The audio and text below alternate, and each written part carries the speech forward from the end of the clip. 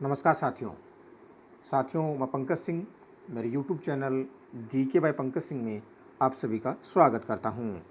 साथियों, आज अपन अध्ययन करने जा रहे हैं स्कूल व्याख्याता भर्ती परीक्षा 2018 के इस रसायन विज्ञान पेपर का केमिस्ट्री पेपर रहेगा ये, जिसकी परीक्षा है वो 11 जनवरी 2020 को आयोजित की गई थी। तो इस संपूर्ण केमिस्ट्री पेपर का अध्ययन न करके अपन सिर्फ इस पेपर श्रृंखला में एजुकेशन साइकोलॉजी, पैडागोजी और टीचिंग लर्निंग मटेरियल इसमें 30 क्वेश्चन हैं वो आते हैं। इस 150 क्वेश्चन में से 30 क्वेश्चन रहेंगे वो एजुकेशन साइकोलॉजी और पैडागोजी के रहेंगे। हम सिर्फ इन 30 क्वेश्चनों का ही अध्ययन करेंगे और अपना जो आंसर का रहेगा इसमें, तो वो आंसर अपन ने सिर्फ आरपीएससी आंसर की के अनुसार ही बताए हैं। तो आरपीएससी के द्वारा जो आंसर की है वो जारी की गई थी 19 मई 2020। 19 मई को जो आंसर की है वो जारी की गई है। इस आंसर की के अनुसार ही अपन सारे प्रश्नों का वो अध्ययन है वो करेंगे। तो शुरू करते हैं अपना पहला प्रश्न।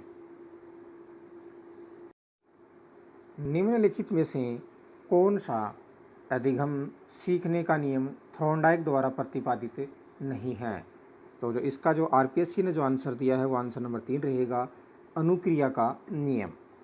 अगला प्रश्न, निम्नलिखित में से कौन सी बुद्धि की बीमा या आयाम है वो जेफी गिलफोर्ड द्वारा नहीं दी गई है? 93 का जो आंसर है आंसर नंबर 2 रहेगा, प्रणाली। अगला प्रश्न, निम्नलिखित में से किस मनोवैज्ञानिक ने बहुबुद्धि सिद्धांत दिया है? तो 94 का जो आंसर रहेगा वो गार्डनर। 95 की बात करते हैं अपन। यह विश्वास की बुद्धि एक सामान्य मानसिक योग्यता है, निम्नलिखित में से किस मनोवैज्ञानिक ने कार्य का परिणाम है? तो 95 का जो आंसर नंबर 2, स्पीयरमैन।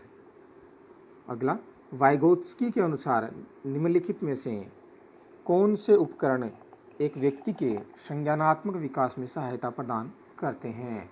96 का जो आंसर रहेगा वो आंसर नंबर 1 रहेगा, सामाजिक और सांस्कृतिक उपकरण। अगला 97 की बात करते हैं अपन। निम्नलिखित में से कौन सा पद या शब्द शिक्षण अधिगम प्रक्रिया में कंप्यूटर के अनुप्रयोग को प्रदर्शित नहीं करता? 97 का जो आंसर है आंसर नंबर 1 रहेगा, कंप्यूटर कार्यप्रणाली अधिगम। 98 की बात करते हैं। निम्नलिखित में से श्रव्य दृश्य सामग्री का उदाहरण कौन सा है? 98 का जो आंसर है वो रहेगा 3 नंबर, टेलीविज़न। अगला प्रश्न, निम्नलिखित में से कौन सा पद प्रणाली उपागम में सम्मिलित नहीं है? 99 का आंसर रहेगा नंबर 1, प्रणाली मॉड्यूल। अगला प्रश्न, कंप्यूटर सहायक अनुदेशन CAI का शिक्षण अधिगम प्रक्रिया में अनुप्रयोग निम्नलिखित में से किस उद्देश्य की संप्राप्ति है? तो इसका जो आंसर है आंसर नंबर 1 रहेगा, संज्ञानात्मक उद्देश्यों को प्राप्त करना। अगला प्रश्न, CIET का पूरा नाम निम्नलिखित में से है? तो 101 का जो आंसर अपना रहेगा वो रहेगा, केंद्रीय शैक्षिक प्रौद्योगिकी संस्थान। 102 की बात करते हैं। शिक्षा के 3 केंद्र बिंदु कौन से हैं? 102 का जो आंसर रहेगा आंसर नंबर 4 रहेगा, शिक्षार्थी, शिक्षक तथा विषय वस्तु। 103 की बात करते हैं। रेखीय अभिकर्मित अनुदेशन निम्नलिखित में से किसके विचारों पर आधारित है? 103 का जो आंसर है आंसर नंबर 4, स्किनर। 104 की बात करते हैं। निम्नलिखित में से कौन सा एक निर्माणवाद उपागम का प्रकार है? 104 का जो आंसर रहेगा आंसर नंबर 1 रहेगा, सामाजिक। 105, स्वमूल्यांकन निम्नलिखित में से किसके सिद्धांतों पर आधारित है? 105 का जो आंसर रहेगा आंसर नंबर 3, निर्माणवाद। 106 की बात करते हैं। भार विहीन अधिगम निम्नलिखित में से किस समिति की रिपोर्ट का नाम है? 106 का जो आंसर नंबर 2, यशपाल समिति। अगले प्रश्न की बात करते हैं। 107, अधिगम के व्यवहारात्मक सिद्धांतों के अनुसार निम्नलिखित में से कौन सा कथन अधिगम के विषय में सही है? 107 का जो आंसर रहेगा आंसर नंबर 3 रहेगा। वस्तुनिष्ठ तरीके से अवलोकन और मापन किया जा सकता है। 108 की बात करते हैं। टोली शिक्षण निम्नलिखित में से किस परिस्थिति को कहा जाता है? 108 का जो आंसर रहेगा आंसर नंबर 2, जब 2 या अधिक शिक्षक किसी छात्र के समूह को पढ़ाते हैं तो उसे टोली शिक्षण कहा जाता है। 109 की बात करते हैं। निम्नलिखित में से कौन सी कोहलबर्ग द्वारा प्रतिपादित नैतिक विकास सिद्धांत की एक अवस्था नहीं है? 109 का जो आंसर है वो रहेगा गैर परंपरागत। 110 की बात करते हैं। निम्नलिखित में से कौन सा अध्यापकों के मानसिक स्वास्थ्य में सुधार में सहायक है? 110 का आंसर रहेगा 2 नंबर, विद्यालय के मुख्याध्यापक का लचीलापन। अगला, MOOC का पूरा नाम निम्नलिखित में से क्या है? 111 का जो आंसर रहेगा आंसर नंबर 2 रहेगा मैसिव ओपन ऑनलाइन कोर्सेज। 112 की बात करते हैं। सृजनात्मकता एक प्रकार का चिंतन है। 112 का जो आंसर रहेगा वो रहेगा अपसारी। 113 की बात करते हैं।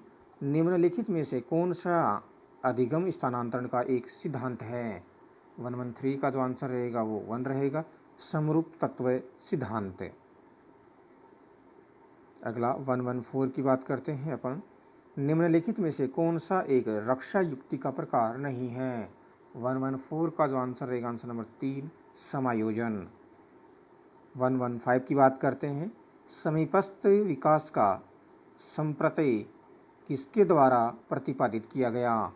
तो 115 का जो आंसर रहेगा आंसर नंबर 2 वाइगोत्स्की। अगला प्रश्न, सहकारी अधिगम व्यूह रचनाओं के विकास पर निम्नलिखित में से किस अधिगम सिद्धांत ने बल दिया? 116 का जो आंसर रहेगा आंसर नंबर 4 निर्मितिवाद। 117 की बात करते हैं। निम्नलिखित में से कौन सी अधिगम परिस्थिति आभासी अधिगम वातावरण का रूप नहीं है? तो 117 का जो आंसर रहेगा आंसर नंबर 2 रहेगा विचारात्मक ओब्लिक विवेचनात्मक अधिगम। 118 की बात करते हैं। निम्नलिखित में से क्या एक अधिगम प्रबंधन प्रक्रम या प्रणाली LMS का एक प्रकार नहीं है? 118 का जो आंसर रहेगा वो 2 नंबर रहेगा ब्लैक बोर्ड। 119 की बात करते हैं। रिचर्ड सचमैन के द्वारा निम्नलिखित में से कौन सा शिक्षण प्रतिमान प्रतिपादित किया गया है? 119 का जो आंसर है आंसर नंबर 2 पूछताछ प्रशिक्षण प्रतिमान। 120 की बात करते हैं। निम्नलिखित में से क्या एक अशाब्दिक संप्रेषण का प्रकार है? 120 का आंसर रहेगा आंसर नंबर 3 संकेतात्मक कूट भाषा द्वारा संप्रेषण।